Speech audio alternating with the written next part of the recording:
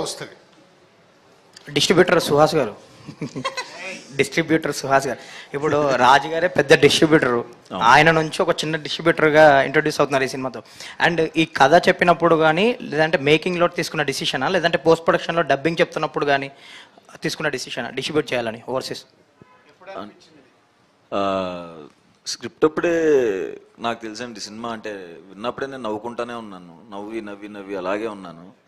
Cinema అయిపోయే time ఆ ప్రాసెస్లో ఆ థాట్ వచ్చింది, ఎందుకో అడగొచ్చా లేదని భయం కూడా వేసింది. ఏమనుకుంటారో, ఏంటి ఓవరాక్షన్ చేస్తున్నాడు, ఇన్ని భయాలతో భయపడుతూనే అడిగాను. మళ్ళీ దీంట్లో చూడండి, మళ్ళీ దీనికి ఒక స్క్రిప్టే ఫస్ట్ ఇన్ ఎంట్రీ నా దగ్గరికి.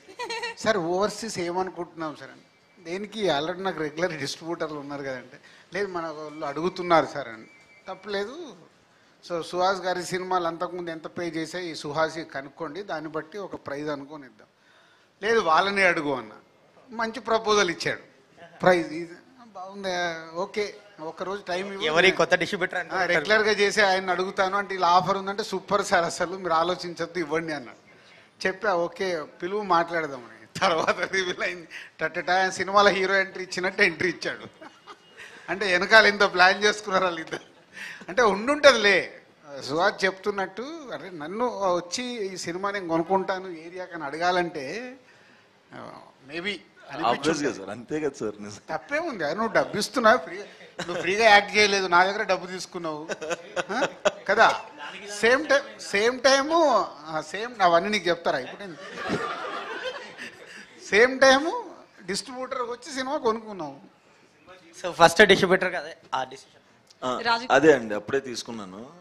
సినిమా అయిపోయిన తర్వాత అడుగుదాం అనిపించింది, లక్కీగా ఆయన ఓకే అన్నారు. So super happy. డౌట్ అది ఒక నిమిషం, మరి నువ్వు డైరెక్ట్ అడగకుండా ఈయనతో ఎందుకు అడిగించావు? భయం వేసింది సార్, భయం వేసింది సార్. డైరెక్ట్ ఇలా తీసుకుంది అలా ఇచ్చేసారు, అంతే కదా రాజు గారు.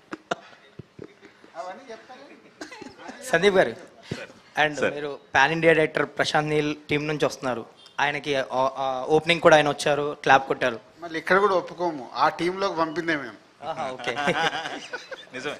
అవునా రాజుగారు ఇక్కడే ఉంటే అలా కాన్వర్సేషన్ జరుగుతున్నప్పుడు హర్షిత్ ద్వారా ఇలా ఉందంటే వెళ్ళి అక్కడ స్ట్రాంగ్ అయిపోయాడు. అక్కడ నుంచి మళ్ళీ ఈ స్క్రిప్ట్ అప్పుడే ప్రశాంత్ నీళ్ళు అండ్ ఒంబాలే వాళ్ళు ఈ సినిమా ఎప్పుడు చేస్తారని చాలా ఫోర్స్ చేసేవాళ్ళు. సో ప్రశాంత్ గారు చూపించారా సార్ కాపీ రెడీ అయ్యాక? కానీ ఏమన్నా చూసారా? ఏమన్నారు ఆయన ఫీడ్బ్యాక్ ఏంటి? వెరీ వెరీ హ్యాపీ అండి. చెప్పింది కథ విన్న వాళ్ళల్లో రాజుగారు, హొమ్మాలి ప్రొడ్యూసర్స్, ప్రశాంత్ గారు వీళ్ళందరూ ఫస్ట్ ఆడియన్స్. సో చెప్పింది ట్రాన్స్లేట్ అయిందని ఒకే క్వశ్చన్ అడిగాను. So they were very happy, బాగుందని చెప్పారు. రాజుగారు సార్ చూసి నేను కూడా ఉన్నాను, బాగా చేసావు శాండీ, గుడ్, నాకు చూడగానే బాగుంది అనిపిస్తుంది సార్ అని నాతో కూడా చెప్పి, సార్ బట్ బీజిఎం చాలా ఇంపార్టెంట్ ఈ సినిమాకి అన్నాడు. ఇక అప్పుడు ఆయనను పట్టుకున్నా. అప్పటి వరకు ఆయనకు నాకు సంబంధమే లేదు, వీళ్ళిద్దరు మాట్లాడుకున్నారు, చేసుకున్నారు. లేదు ఇక ప్రశాంత్ నీళ్ళు చెప్పిన తర్వాత, లేదు ప్రతి రీలు నేను చూడాల్సిందే, మీరు ఫైనల్ చేసి పంపించండి. మొన్న నేను అబ్రాడ్లో ఉంటే ఆయన అబ్రాడ్ కూడా పంపించి అప్రూవల్ తీసుకున్నాడు. ఇట్స్ బీజిఎం వెరీ ఇంపార్టెంట్, అంటే ఒక కాన్సెప్ట్గా జరిగే సినిమా కాబట్టి బాగా చేశాడు Vijay. Thank you sir. Sir చెప్పే అవకాశం రాలేదు కాబట్టి ఇప్పుడు చేద్దాం. థ్యాంక్ యూ బాగా. రాజు గారు మీరు ఉన్నారంటే చాలా సార్, 1 minute, మీరు చాలా రోజులు కాదు సార్, అయిపోయింది క్వశ్చన్, మీ question sir.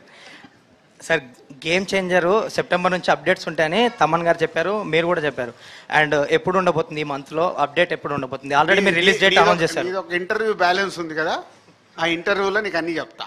Thank you sir. అయితే రాజు గారు, అయితే మీరు మాట్లాడుతూ ఫ్యామిలీ ఆడియన్స్ పిల్లలతో సహా చూసే